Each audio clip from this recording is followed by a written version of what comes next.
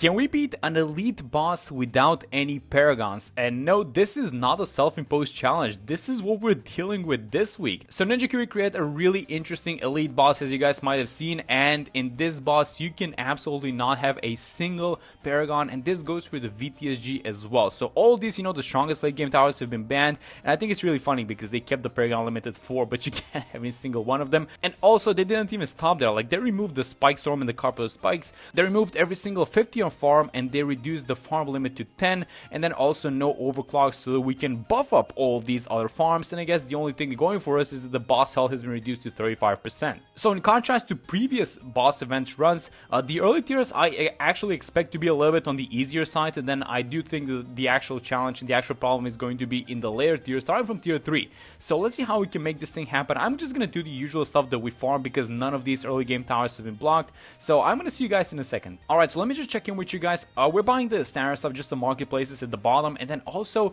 I'm looking to get this thing, the Flash Bomb, into the Sticky Ninja, because this thing, I actually just yesterday made a video on this thing and how I think that this might be, you know, closer to a complete tower because it got buffed recently, so now it does extra damage to stun Bloons with the Shuriken, and it also kind of goes nicely into defending the tier 1 boss, right? So that's what we're gonna try and experiment with in this video. Alright, so in comes the tier 1, and this should be a fairly easy tier to defend because this is only a 35% boss health, and none of our defenses have been at least affected so far by any of these modifiers and these changes. So as I mentioned, the later tiers should be the ones that are actually difficult, and for now we're just chilling. So I'm just gonna try and get rid of this thing as soon as possible. So I'm getting the Sticky. This thing is on strong, so the Flash Bomb gets thrown onto the Bloon areas, and I really hope that actually the cooldown is good to go on the Blade Maelstrom. So let me just buff it with just like an Alchemist, and I'm watching. So this is the huge wave of ceramics, and this is how I want to deal with this thing. Maybe there's like a little bit more of an easier way without you having to manually do anything. And yeah, this is what I was afraid of. The Sticky is dealing with this too fast. We might need to,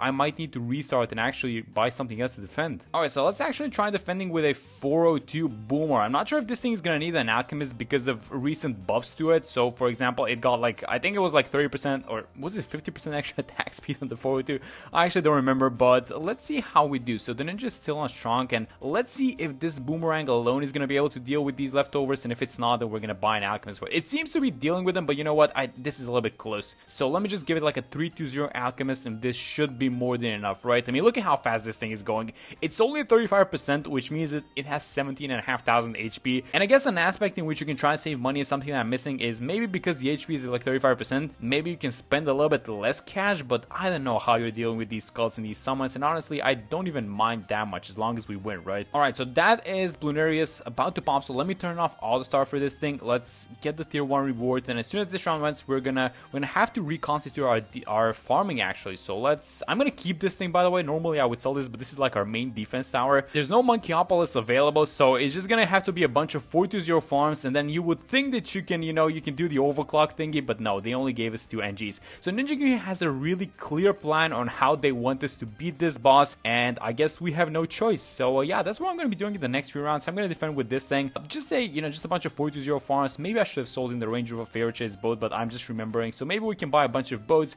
maybe some snipers, some druids to farm later on, but you know what? That's going to be in the upcoming rounds. So I'm going to see you guys in a second. Okay, so the boss is about to come out, and I've been thinking of ways to kind of try and defeat this thing without spending too much money on the mat, because the mat is, we can buy, but it's like super expensive. It's over $70,000. So I came across this thing, which we're going to buy in the range of a discount village, and we're also going to sell in the range of the fair trades bows, and that is the Moab Eliminator. And I also think we should get one of these 402s as well, on the 402 boomerangs, because of the small spawns, because this guy spawns rainbows. So look at this ability, look at how much damage it does actually. So you guys watching the cooldown, let me just use it. Bam, that's a lot of damage. I mean, normally you wouldn't defend the tier 2 like this, but you know what? 35% HP. Oh, huge wave. Let me just use the ability. And is it gonna last through? I really hope it lasts through the Moais, but also there's like a BFBs at the back. Oh, it didn't last through all of them, I guess. Alright, so we're halfway there, and honestly, we could have done a little bit better with this thing. Let's just have it on strong, I guess, it like attack the boss a little bit as well. So I think that we are gonna take it down, no problem, but the issue is, oh my god, look at that huge ability that we just did. Oh, we're gonna need to be careful with this ability actually. We don't have the jungle drones, which is not exactly that helpful, but maybe a little bit of cooldown reduction or something like that would have been really nice. So let's kind of watch these small, look, so many Bloons on screen. Oh my god, I'm gonna wait a little bit by the way before using the ability, and let's use it right now. Okay, so one more skull left, so one more ability, and we should be good to go. So as long as we don't... Oh my god, we're gonna fail it at the last second, aren't we? Let me just freeze these guys, buy a little bit of time for the ability, and the ability is up, so let's sell this thing, and we should have this thing. Oh my god, I mean, that was a cheap way to deal with tier 2, right? It was kind of nice. So auto start is off, and again, let's fix our farming. Alright, so before continuing, this is how the farming setup looks like. I think we're pretty much maxed out. You can make a little bit of money through the temples, but so far, I placed all the farms, I placed all the snipers, and I bought a bunch of druids, and I think I'm gonna buy a couple more, but here's how everything looked like. So all these guys are surrounded by, well, the Monkey City is actually surrounded by 420 farms. Some of them are getting overclocked. We only have 2 overclocks, so that I'm gonna buy the Ultra Boost eventually. I bought a couple of druids, which are surrounded by a bunch of farms, and then I have these snipers, the supply drop snipers on the side. So yeah, this is everything that Ninja Kiwi is allowing us to use, and hopefully this is enough for the tier 3. So I'm gonna see you guys in a second. And guys, it is round 79. We have about $250,000, but I did buy the MAD, and I also bought the Ultra Boost, which has been ultra boosting this MAD for like, it's at 6 stacks, but we're eventually going to transfer this over to this guy, which is going to become a temple. But I think that the MAD should be enough versus the tier 3 because of the reduced HP, right? And also we're going to need another tower to deal with these small balloons. I was thinking of actually buying the top hat boomerang, the Glaive. My question is if that's going to be enough even, but I'm just going to buy... Oh, wait a minute, there's no Glaive Lord, what? Okay, so I guess a 042 Super Monkey?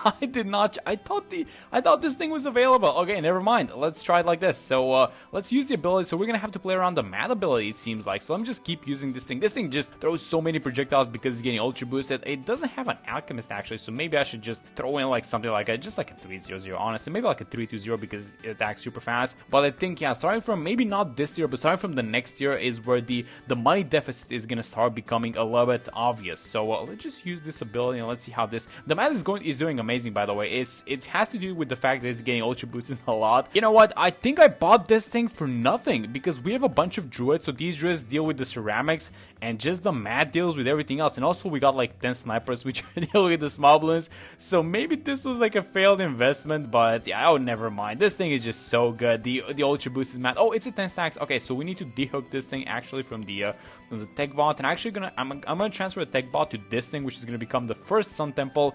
And I think that we should have at least a handful of these guys for the tier 5, right? So there goes the tier 3, and there goes the reward. So let me just turn off auto start, and let's just start getting ready for the other tiers, right? Okay, so I bought these sacrificial towers. You only need 3 different categories for the temple, and this is gonna be it's gonna be a support temple, so it's gonna make a little bit of money. It's also gonna, I guess, help some other towers make a little bit of cash, but I don't want to buy the maybe I should. Let's just buy the super in the epic range. Let's also buy the homeland, which is it's a global effect, so we don't exactly care. And let's actually buy the perma brew, which is, it just goes amazing with this temple. So I transferred the ultra boost to the temple, and this is not going to be the only temple that I'm going to be buying. So we're going to have at least one more, if not a handful more. This thing is ultra boosted 10 times, and then I don't know, I'm kind of eager to see what's going to happen with the tier 4, because so far I don't think I've defended the tier 4 elite boss without at least one Paragon. Alright, so it's round 98, the tier 4 is about to come out, and before having this thing come out, I want to show you guys how much money each of these specific towers has made. So the druid is like 15, I guess these guys in the middle are like at 20-25,000. The snipers are at about 15,000, so not that much. Then the farms are like 75, obviously the best. And here it comes. So is this gonna be enough? Oh, we should buy some damage amplifiers actually. I kind of forgot. So let me just have like a super Brillo over here. This is a huge mess on screen, but I do think we have this thing. So let me use the MAD ability, and let's use the homeland. And oh, look at the MAD go. Look at everything go. The temple is it's just straight in the middle, but it is doing the most amount of work, I think. And yeah, this boss is just melting actually. Oh, wait a minute, this is not even close. So we do have 10 ultra boost stacks on this thing, plus the main ultra boost is going at it, and yeah, this thing is just evaporating. But I guess we're gonna need the call to arms, and we're gonna need a bunch more temples, because how much HP is a tier 5 gonna have? Like at least like what is it gonna be, like 13, closer to 15-ish million HP, something like that. Yeah, that's gonna be a huge boss, by the way. But yeah, this is just the way that Ninja Kiwi wants you to do this thing. Honestly, I thought this was gonna be a tiny bit harder, but let me not jinx it, because whenever I say this thing, you guys know how it goes. Usually, you know, whatever comes next, I fail or something like that. So let's just not jinx it. Let's play this thing, you know, the way it should be played. But yeah, there goes the tier 4. The tier 4 did not make it far at all. This is like, it took us 6 rounds to beat this thing. So yeah, that was a pretty fast boss. Alright, so in comes the tier 5. I have a bunch of, it's like 700,000, but I guess in this boss, it's a bunch of cash left over. I don't know what to do with it. I think that this is more than enough defenses that we have. So we're just gonna need to use the support generic to kind of move this from over towards the right, and I hope that we have everything. So I bought 3 temples, and all these super monkeys, at least the majority of them, the sun avatars, are within the range of these temples, or within the range of a, let me just kind of buy a few of them actually, just within the range of a jungle drums village. And that should be about it, guys. Honestly, let's just start this thing, and I have one more tech bot to use onto the oh my god. Oh my god, look at this thing go. So as soon as I guess some duration passes onto the homeland, I'm gonna get a tech bot hooked up to the call to arms. So I guess we can wait a little bit longer, but yeah, this is basically how it kind of goes. We have all abilities automated, and they're just, I bought way too many sun avatars, didn't I? Let's just get the call to arms hooked up. I think this is it. Yeah, there we go. So that's the call to arms. I guess we have one more tech bot, so I just hook it to the to the anti-bloon, and let's just watch this. This is absolute chaos. I bought way too many sun avatars, I think. So let me just move the perma brew, which is probably not gonna be necessary. I see a spot over here, but let's just kind of move it and buff as many of these guys as possible. This is barely going on. Oh, that's so many projectiles. Let's get the faster throwing on it. I think I said that this thing was gonna have, be it like between 13 and 15 million HP, and yeah, it's 14, so I was about there. But yeah, 14 million HP. So those 14 million are not counting the spawns, which are actually ramped up bloons. But yeah, this is just a lot of RB, and it's actually spawning deities, so in each percent of HP they lose this. So this is gonna be the last skull, and it's 45 bats. It's a bunch of Moabs, but we are not necessarily worried about this. It's round to 124, so if we beat this by like 125, which we're definitely going to, then that means that we have beaten the tier 5 faster than the tier 4, because I think the tier 4 took us 6 rounds. But yeah, there it is. There is the tier 5, and again with these crazy bosses that just Ninja keeps putting into the game. But yeah, that is it for this interesting elite run. Not as difficult as I thought it was gonna be without Paragons, but I guess the reduced HP helped a lot. And that's gonna be it for this one. Hope you guys enjoyed the video. Good luck on your runs, and I'm gonna see you all in the next one.